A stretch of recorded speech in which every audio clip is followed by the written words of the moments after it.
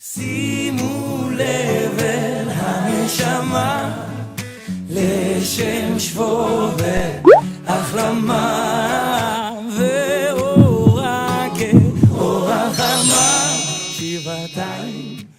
Hola a todos, bienvenidos a nuestro canal y aquí estamos otra vez. Este es el video número 2 de una entrega que les queremos hacer sobre Yeshua. En este capítulo queremos hablar un poco sobre cómo el Eterno nos había dado una promesa anteriormente, desde lo que nosotros conocemos como Torá o lo que ustedes podrían llegar a llamar el Antiguo Testamento.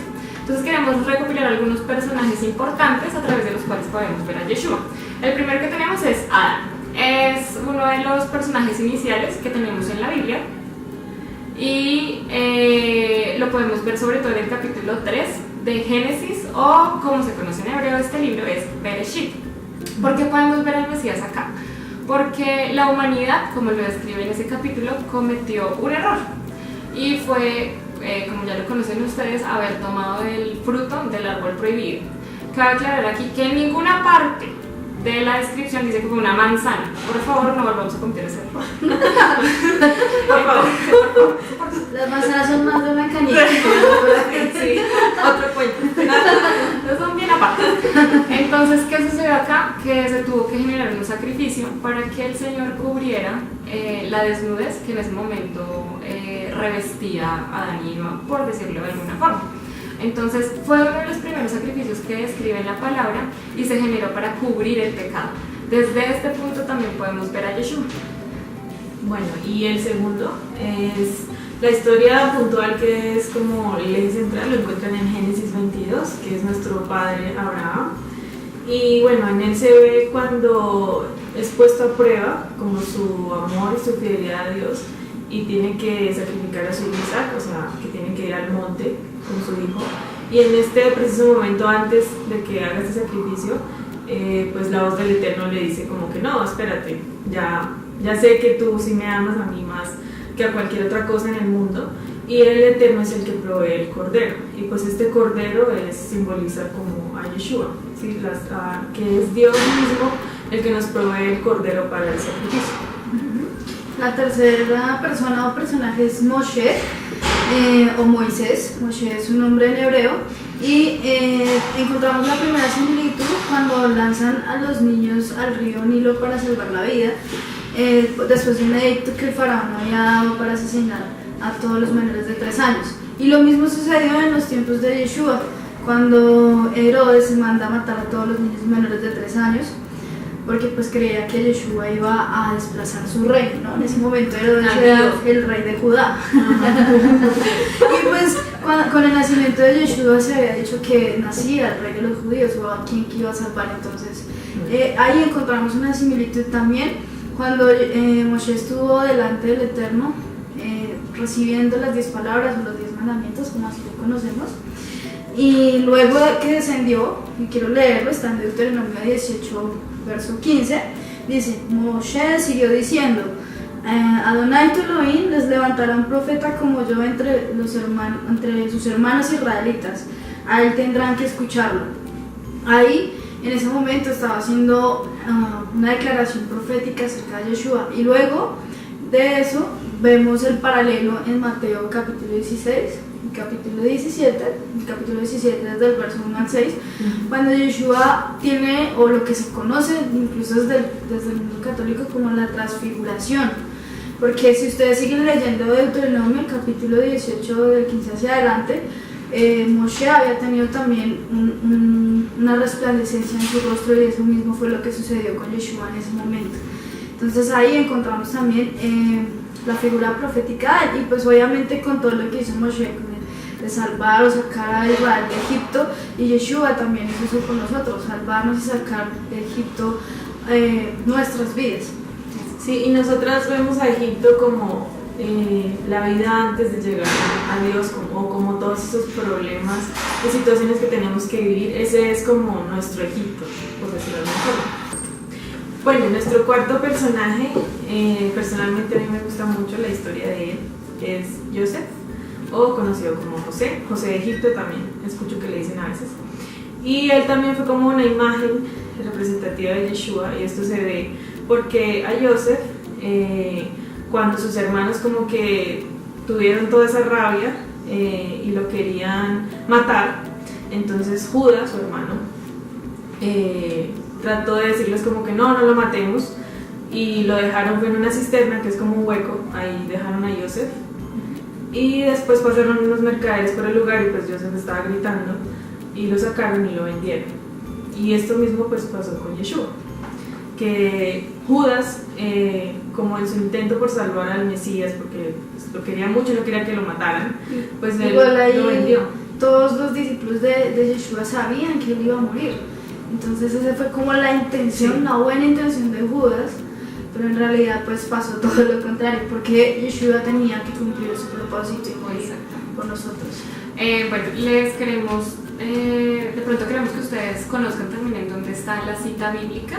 Está en Génesis 37:26. Aquí es cuando Judá, que es el líder de la tribu de Judá, interviene con lo que dijo Glory. Le dice a sus hermanos puntualmente: ¿qué ganaremos con matar a nuestro hermano? Tendríamos que encubrir el crimen. Entonces, posterior a eso viene la historia que ustedes ya conocen de esta parte, cuando los hermanos toman el hermoso manto que le había regalado su padre y lo llenan de sangre. Y adicionalmente a eso, es importante que tengamos en cuenta porque todo lo que está escrito en la Biblia no es coincidencia, y todos los datos que tenemos en el Antiguo Testamento son importantes. El hermano que regresa a buscar a Joseph a la cisterna o al hueco en donde lo habían dejado es Rubén. Entonces es un dato súper importante que de pronto más adelante podremos revisar por qué. De igual forma, la tribu de mercaderes que lo recogió a él, dentro de todas las tribus que en ese entonces habían en el Medio Oriente, eran los madianitas. Ellos fueron quienes se los llevaron a Potifar. Entonces todos esos datos son importantes tenerlos ahí en cuenta. Y adicional a eso, bueno, tenemos que retomar un poco esta parte de donde el mundo ha tomado un poco de antijudaísmo y dicen que los judíos mataron a Jesús. Entonces es importante que tengamos en cuenta que había un Sanedrín en esa época, que es la autoridad máxima dentro del pueblo judío para juzgar y llevar a cabo esta clase de atribuciones y dictámenes finales sobre quién debía morir y quién no debía morir.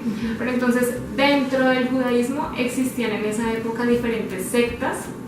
Sectas es una palabra que quizás en nuestros días no se utilice de la mejor forma, pero una secta era básicamente un grupo. Entonces, entre los grupos, lo vamos a denominar así, encontrábamos a los fariseos, los saduceos, los celotes, los sicarios, los esenios. Entonces, muchas de las, digamos que este grupo puntual, de donde hacía parte la mayoría del Sanedrín, eran los fariseos. No, los saduceos, que eran que eran como uno de los grupos principales y de mayor poder e influencia política de la época. Entonces es un error histórico decir que los judíos mataron a Jesús, porque ciertamente fueron ellos quienes dieron el dictamen, ya que los llevaron ante el Sanedrín, pero ellos eran básicamente un grupo. Entonces no podemos atribuir esto a todos el pueblo. Exactamente. Y más adelante podremos revisar un poco también por qué Yeshua pelea tanto con los fariseos. Es importante que nosotros tengamos conocimiento, porque en el argot popular, no sé si alguna vez a usted habrá tenido que escuchar, uy, este fariseo. O sea, por favor, los fariseos eran un grupo dentro del judaísmo que sabía mucho de Torah. Entonces, cuando se le diga, no, que no sea tan fariseo, pues eso para mí sería un honor, sí, porque entonces significa que sé mucho de Torah. Pero bueno. Y también, digamos, para corregir un poquito esas frases que uno escucha a la ligera, y es cuando a alguien le pasa algo mal y le dicen, no, y te hicieron la judía. O sea, esas son cosas que en realidad debemos cambiar de percepción con esto, con conocer la historia, con saber qué fue lo que realmente pasó. Sí, o sea, la invitación es que si usted va a abrir la boca, tenga cuidado con lo que dice, porque muchas de las cosas que usted dice tienen un trasfondo histórico y nosotros lo ignoramos. Entonces esa es la invitación también, que tengamos cuidado con nuestro vocabulario. Sí. Bueno, y siguiendo con Joseph, Esto es el paréntesis. la vuelta. Esto fue paréntesis de una ecuación matemática. Sí. Siguiendo con Joseph, bueno, él se volvió gobernador de Egipto y pues también su nombre fue cambiado a Safenat Panea, que es un nombre egipcio. pero él se llamaba Joseph, o sea, él conservó su nombre, pero digamos que ante Egipto se llamaba Safenat-Panea, el gobernador de Egipto. También sus vestiduras, por supuesto, fueron cambiadas. Fue vestido totalmente como un egipcio más, cuando pues era hebreo. Y pues esto mismo también pasó con Yeshua, que le tradujeron su nombre a Jesús. El Cristo. El Cristo. Sí, bueno, todos estos nombres que tiene. O Chuchito, ¿no? O O sea, ya se Chuchito. pasa la línea Bueno, del sí, respeto. muchas cosas que han traducido su nombre. Y también su imagen en sí, siempre en las películas lo muestran como alguien casi romano, ¿sí? Casi siempre tiene un manto rojo o una cinta roja y tiene el cabello, pues como ya lo dijimos en el primer video, mono y así, como muy Hollywood. Y bueno, pues esto también pasó con ellos.